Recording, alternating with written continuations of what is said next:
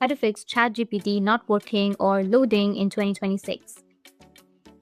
So if you want to fix ChatGPT not working or not loading, then what you need to do is first you need to open up your browser where you use your ChatGPT and then go with the three dots which will be in the top right, and you need to just simply click on settings.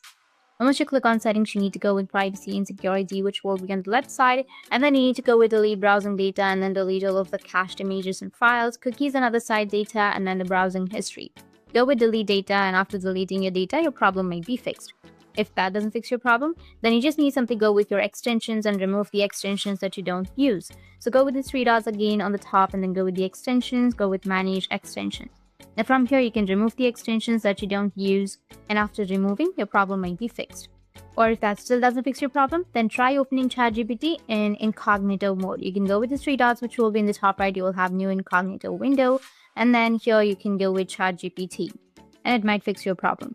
So these were the few fixes, and if you have any questions, feel free to comment below. Thanks for watching.